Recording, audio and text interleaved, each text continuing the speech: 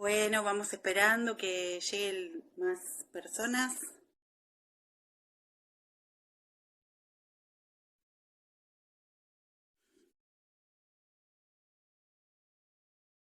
Esperamos unos minutos. ¿Se escucha bien?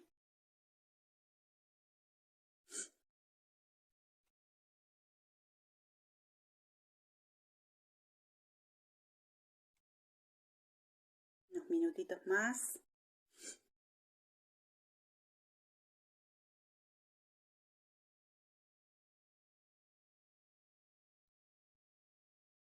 Perfecto, perfecto. Buenas tardes a todos.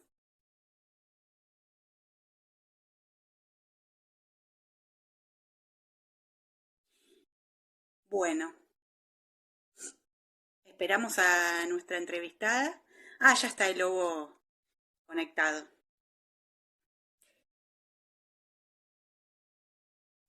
Perfecto.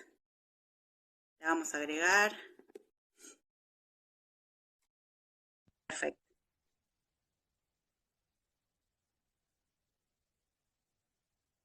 Bueno, vamos a dar comienzo. Buenas tardes, Andrea. Buenas tardes. Eh, a este que es el primer vivo del Centro de Investigaciones de Derecho de la Salud. En el Centro de Investigaciones, la directora es la doctora Marianela Fernández Oliva.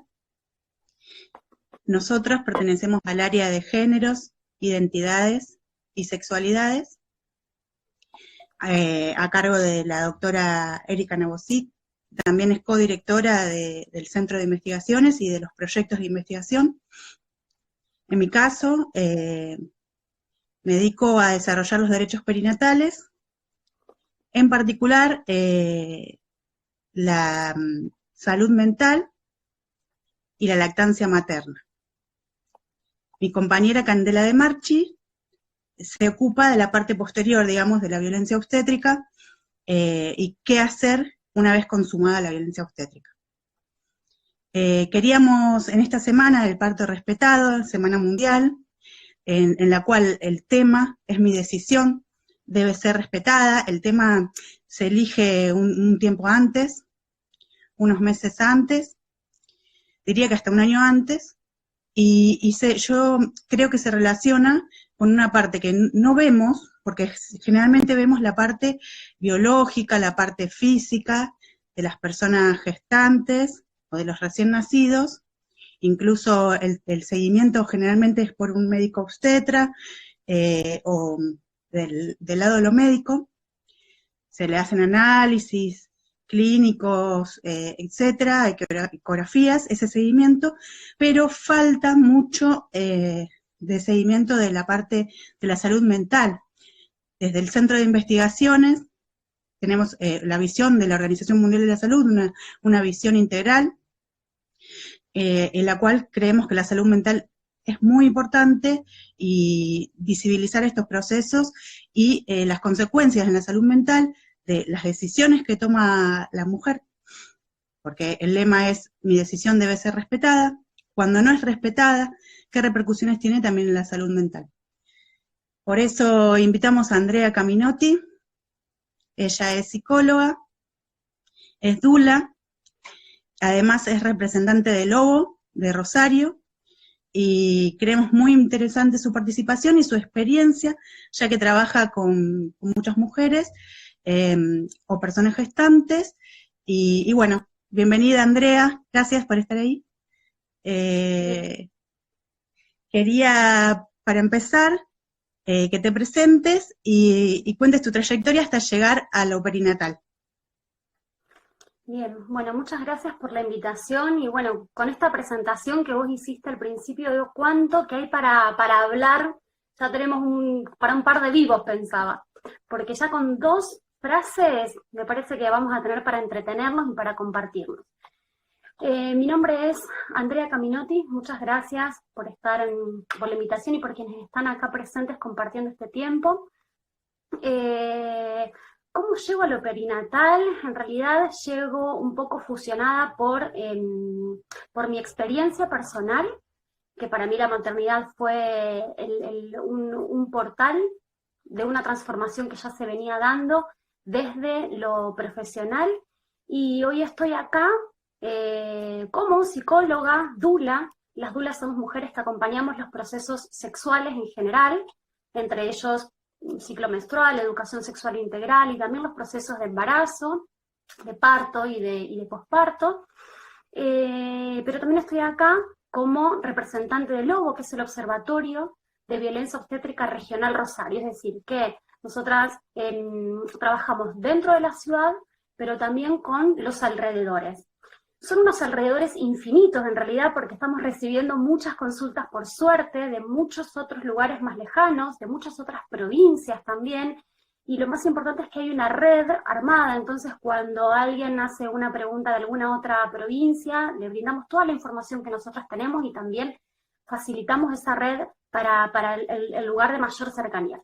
Así que hoy me voy a compartir un poco desde estos dos lugares, desde mi ser psicóloga y dula y desde mi pertenencia en el Lobo. Y pensaba en esto que vos decías de la Semana Mundial del Parto Respetado, que es algo que se va gestando y que el lema de este año es: mi decisión debe ser respetada, y que esto también es algo que viene desde años anteriores. Y yo todavía estoy así como muy enamorada del lema de la Semana Mundial del año pasado. Así que voy a empezar por ahí, porque no, me va a ser muy difícil soltarlo, porque creo que se fusionan en realidad, creo que se fusionan perfecto. El lema de la Semana Mundial del año pasado fue: el poder de parir está en vos, que se respete la fisiología del nacimiento, es tu derecho y el de tu bebé. Así de largo. El poder de parir está en vos, que se respete la fisiología del nacimiento, es tu derecho y el de tu bebé.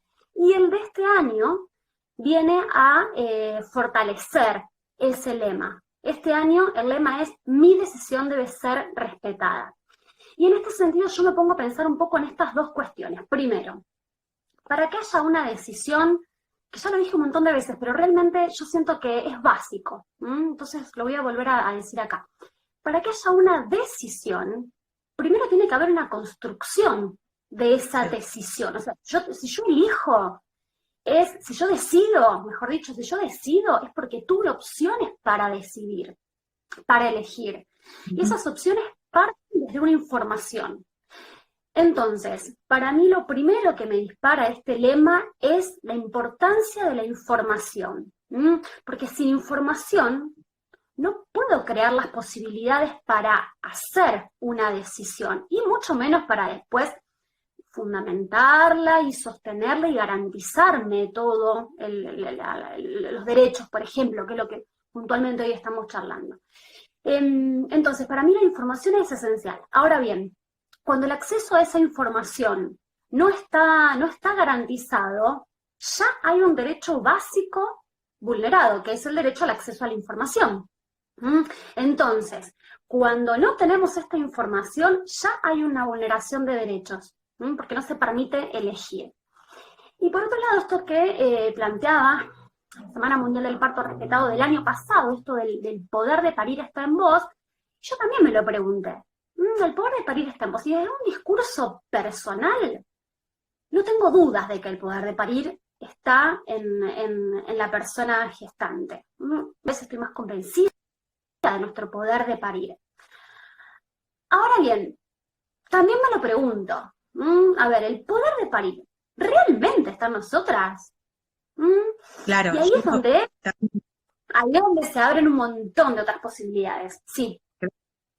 Yo también el año pasado cuestioné eso, de decir, tenemos el poder, pero de una forma, digamos, como en el derecho se dice la titularidad, ahora con los derechos, pero en el ejercicio, en cuando te encontrás en la situación, ¿estamos realmente situadas en esa situación de poder, o sigue estando la asimetría tan marcada del sistema antiguo, del siglo pasado, que tiene, o sea, el encuentro de los paradigmas, en el cual el poder está en el otro, solo que estos procesos son personalísimos, son de nuestra sexualidad, y se han entregado, se han institucionalizado. es que ahí yo creo que se arma todo este entramado, ¿no? Yo recién decía, bueno, me presento acá y hoy me voy a compartir desde mi profesión, psicóloga doula, y desde ser miembro de Lobo. Convoqué al lema del Mundial del año pasado y al de este año. Y ahí es donde también se vuelven a cruzar estas dos dimensiones.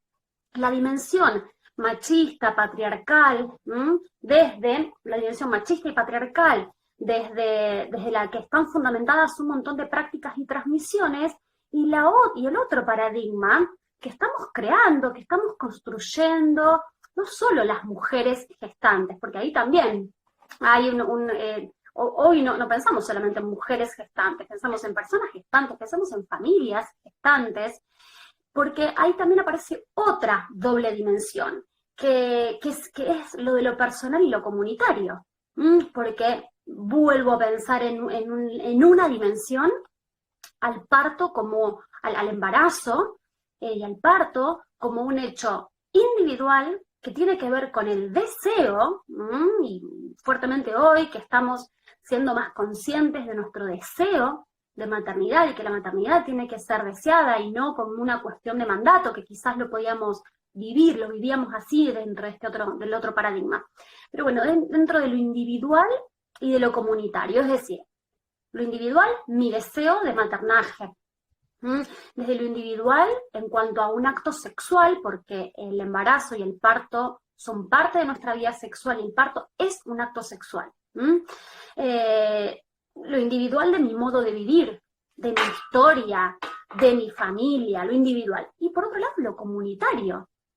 Porque esto individual va a estar atravesado por un contexto social, va a estar atendido desde un determinado paradigma de salud, de educación también. Entonces, todo el tiempo están estas dos dimensiones. Porque en realidad ni siquiera son dos dimensiones, es una dimensión entramada, esto de que lo personal es político y comunitario, ¿no? Hay una cuestión de que es lo individual, lo comunitario, ¿no? Lo podemos pensar a un modo más de representación y pedagógicamente podemos armar así como un paralelo, pero son estas dos cosas todo el tiempo, lo individual y lo político, lo comunitario.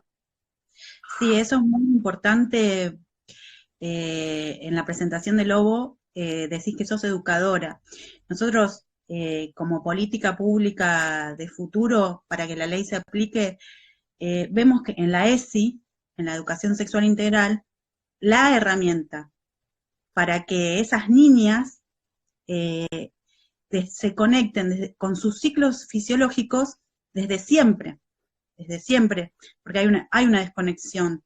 Entonces, al estar conectado y el tener una información integral, una información basada en actualizaciones, ya que hay mucha evidencia científica apoyando el nuevo paradigma, no es muchas veces se cree que el parto respetado es sí o sí el parto fisiológico, y no todas las mujeres pueden transitar un parto fisiológico porque en esa construcción de su subjetividad a lo mejor no es algo que vaya para ellas, o no hay problema que usar una peridural, o sea, es su decisión. Claro, y esto, ¿no? Vuelvo al lema del año pasado, que se respete la fisiología del nacimiento. ¿Qué parte de la fisiología? Es tan amplia la fisiología, por supuesto que como base, digamos, las recomendaciones de la Organización Mundial de la Salud, que vos las citabas al principio, facilitan y recomiendan lo que llaman una experiencia positiva de parto. ¿Qué es una experiencia positiva de parto? Esto, un parto concebido desde una concepción, valga la redundancia, de salud, como un proceso sexual, saludable, fisiológico, espontáneo. En el medio pueden suceder eventos que requieran de la maravillosa intervención clínica y médica. Pero si no se puede respetar una parte de la fisiología, garantizar que se respete otra, porque a lo mejor podemos pensar en esta situación, en que tenemos una cesárea programada por un motivo clínicamente pertinente, realmente pertinente. ¿Y se puede respetar la fisiología? Sí se puede respetar la fisiología, porque se puede respetar la fisiología del contacto piel a piel, se puede respetar la fisiología de ese primer apego, se puede respetar la fisiología de esas primeras hormonas que son tan importantes para la salud integral, para la salud biológica, para la salud mental.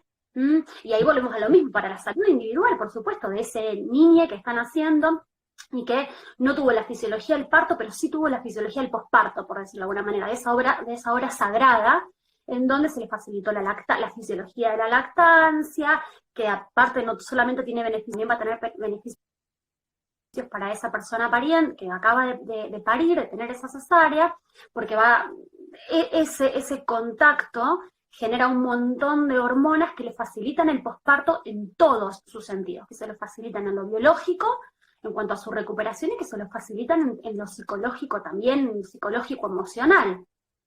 Porque el trabajo de parto sabemos que tiene una función, repercute en lo psicológico, o sea, tiene un tiempo que varía de mujer a mujer, pero es también para esa despedida de esos cuerpos, ese cuerpo que estaba habitado por ese niño o niña, y esa despedida, que muchas veces, con esa cesárea programada que tiene una causa o una inducción, el cuerpo no entendió que estaba terminando el proceso. Entonces, al recibir la lactancia, la succión en el pecho, el cuerpo comienza a entender que empezó el otro proceso, que es el de alimentar a niño o niña.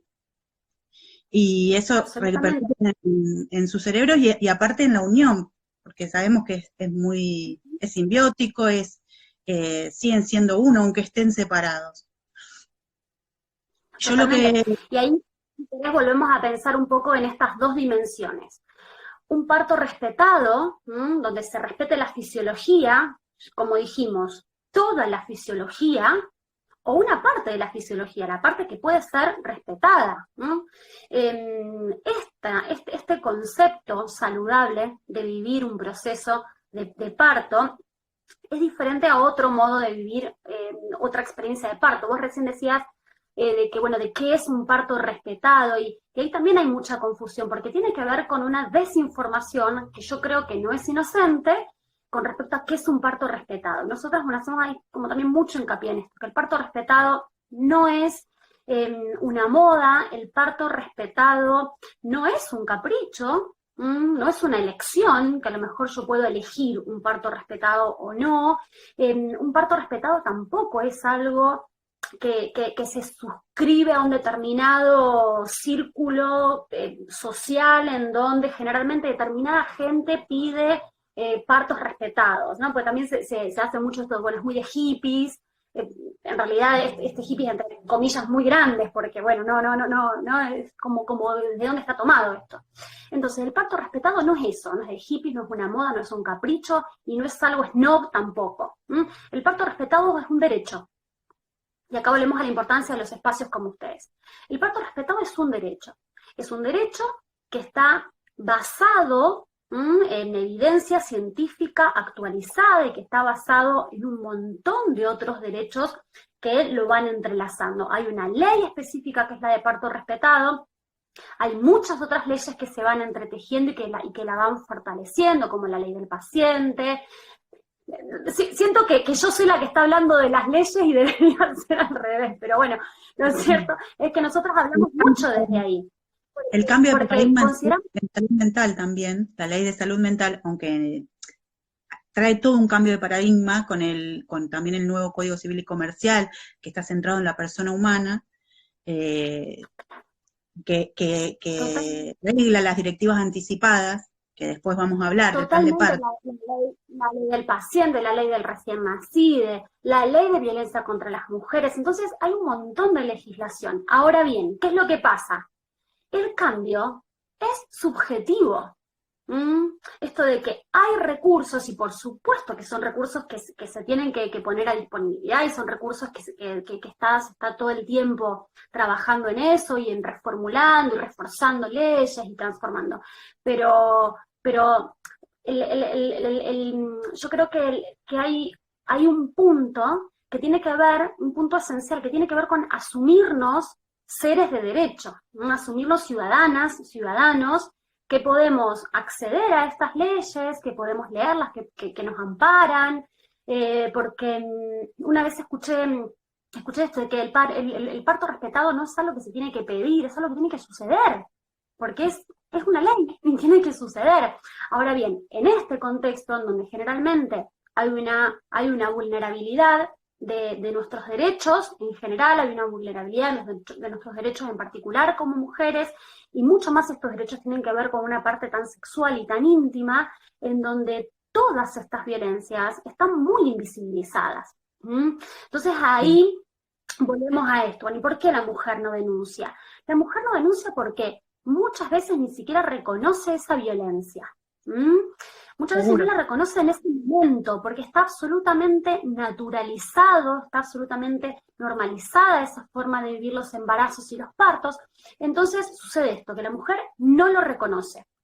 Y si lo reconoce, después tiene que hacer todo un proceso y todo un camino individual para poder elaborar la violencia sufrida, ejercida, para quizás después poder hacer una acción, tomar una acción legal, en este caso, y denunciar. Pero eso es un proceso muy largo.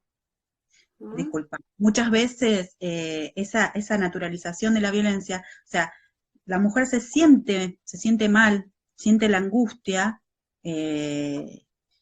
siente lo que, bueno, muchas veces lo encasillan todo en depresión postparto, pero no es así, a lo mejor es la vivencia del parto violenta, que la está procesando, y no sabe por qué, porque está naturalizado ese trato, o va y dice, mi decisión es tal, es que no me pongas la vía. No, pero te la tengo que poner igual. Y bueno, y la decisión pasó a un costado, y todo ese proceso como que lo viven, sacan, le ponen a su cuerpo, y le entregan un niño o una niña, y mientras lo va procesando dice, no, pero si el médico en realidad hizo lo mejor para mí, está agradecida por ese, o el médico, la enfermera, el personal administrativo, porque es todo el sistema, pero no comprende por qué se siente mal. Exactamente, por eso es que ahí vuelvo a estas dos dimensiones. A mí me sirve pensar por ahí en estas dos dimensiones. Por un lado está el parto, ¿no? Yo recibo mucho esto en lo personal, en lo profesional recibo mucho esto de, por ejemplo, quedan embarazadas y cuando llegan a un taller de preparto dicen, le tengo miedo al parto. Ese le tengo miedo al parto es así como un clásico, por ahí leía, el parirás con dolor, y claro, ¿cómo no le vamos a tener miedo al parto si hemos sido chipeadas dentro de ese paradigma de estado de sumisión inconsciente, como diría Casilda Rodríguez Bustos, en donde fuimos criadas en la desconexión de nuestra sexualidad, por eso es tan importante la educación sexual integral. Entonces llega la persona, por suerte cada vez menos, dice, tengo miedo al parto. Muy bien, contame a qué parte del parto le tenés miedo. Y cuando empiezan a relatar a las cosas que le tienen miedo, se dan cuenta de que no le tienen miedo al parto. A lo que le tienen miedo es a la violencia obstétrica. Porque empiezan a relatar esto que vos decías, Estefanía, empiezan a relatar, y tengo miedo que me corten, tengo miedo que me aten, tengo miedo a la cesárea, tengo miedo a desgarrarme, tengo miedo. Y eso no es un parto, eso es violencia obstétrica. Entonces, cuando empiezan a conectar con la información que les permite tomar una decisión y crear otras condiciones de nacimiento saludables en todos sus aspectos, ya no hay más miedo al parto. En todo caso, yo les digo, se transforma porque hay miedo a la violencia obstétrica, lo cual está bien porque el miedo, para eso está, el miedo es una emoción que nos cuida, nos protege, tiene ese sentido. Entonces, bueno, que el miedo nos motorice de alguna manera a crear otras condiciones. El miedo en esta época de pandemia, la verdad que yo cada vez me estoy amigando más con el miedo en eso, porque bueno, muchas mujeres incluso por miedo a ir a la institución empiezan a pensar en partos domiciliarios, por miedo a esto, o sea, el miedo apareció en su lado positivo como motorizante de otras circunstancias. Así que en ese punto, bienvenido el miedo. Ahora, una cosa es el miedo real, genuino nuestro, y otra cosa es el miedo introyectado, sin sentido, un miedo de dominación, ¿no? Un miedo, ese miedo que nos infunden para dominar, no, ese no. Eso más que miedo es un adoctrinamiento. No, yo hablo le tengo miedo a la violencia obstétrica, buenísimo. Entonces ahí hay un cambio de paradigma, ya no se le tiene miedo al parto, porque el parto no es eso. Y lo mismo pasa con la violencia obstétrica, porque muchas veces sucede esto también, que vienen mujeres y dicen, bueno, si tengo depresión posparto. Y acá volvemos a lo mismo. Una cosa es la depresión posparto. Claro. Y otra cosa es la huella de una violencia obstétrica.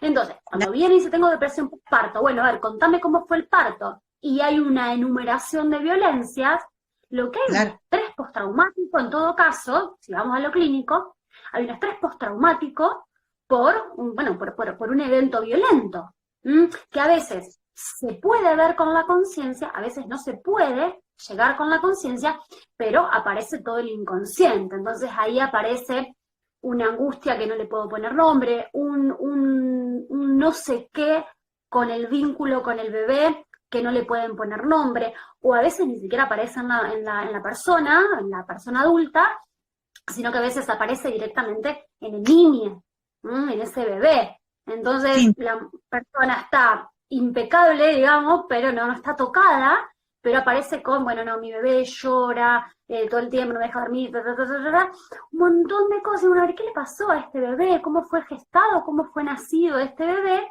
Y ahí se le saca esa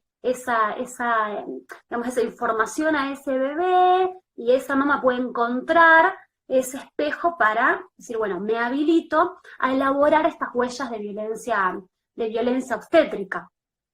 Que, bueno, violencia obstétrica es una violencia de género también, porque... Sí, decime. El bebé, nosotros somos seres bioculturales. El bebé o el niño, en derecho bebé no usamos, viene con su instinto de supervivir. Entonces nos muestra algo que es cero cultura. Y muchas veces ese choque de querer culturizarlo, y el niño, o sea, tiene esa sabiduría que si lo sabemos comprender, el síntoma que haga tiene una razón de ser y se retrotrae al momento del nacimiento.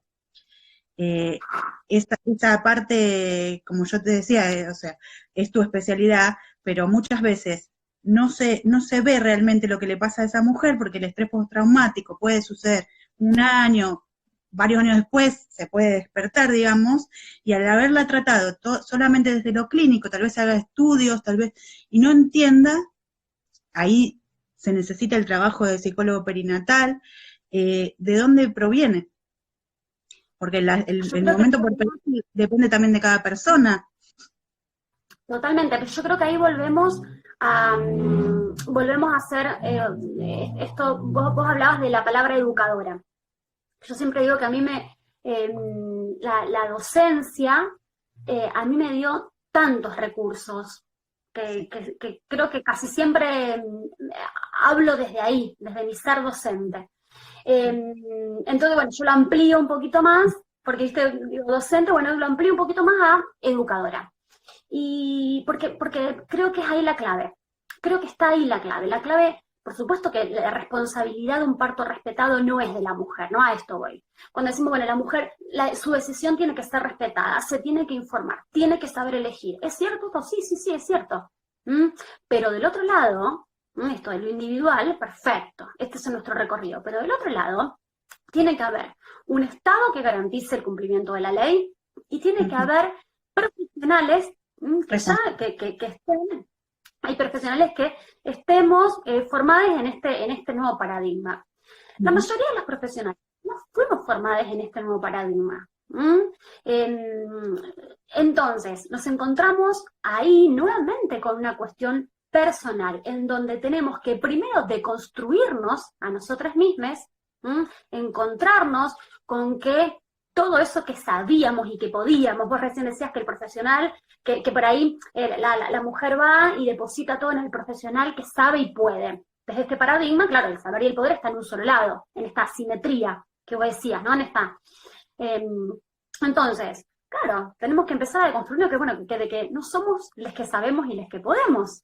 En todo caso, vamos a acompañar procesos saludables, quien sabe y quien puede también es el otro, no es que no sabemos, sabemos una parte y el otro sabe otra parte. Entonces, primero pasa por una deconstrucción personal, de ver cuáles son nuestras huellas personales que el patriarcado ha dejado, empezar a construir, ¿no? Deconstruir y construir nuevas formas de habitar nuestros espacios laborales y personales, y luego de eso empezar justamente a compartirnos desde ahí, quienes ya estamos trabajando. Por eso siento que la clave está en estos espacios, la clave está en los espacios de derecho, la clave está en las universidades, la clave está ahí, porque después depende mucho de cada uno. Depende de que yo me haya deconstruido, por decirlo de alguna manera, no me deconstruí, y todo el tiempo en proceso de construcción y aprendizaje, yo no sé quién se deconstruyó, estoy en eso.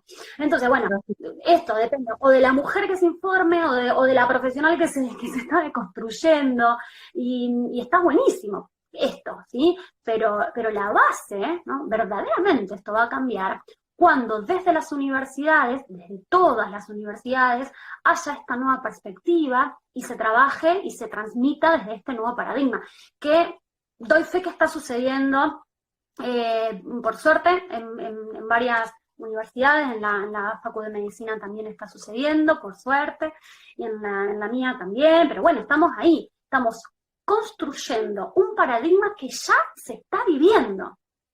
Claro, ver la equidad del ser humano y todas las ciencias puestas a sus derechos humanos, o sea, ese diálogo entre la psicología, el derecho, la medicina, va a hacer que esa persona tenga una asistencia integral y no tenga que saber las leyes, como vos bien decís, saber todas las leyes, saber qué es el proceso fisiológico, cuáles son las hormonas, todo directamente vaya con su deseo de gestar, sea respetado, su deseo de alumbrar, cómo lo quiera transitar dentro de sus posibilidades.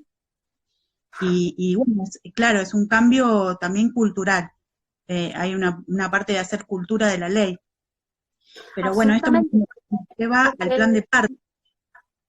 Mira, desde luego, nosotros tenemos así como muy en claro desde dónde queremos participar y queremos aportar de estas construcciones.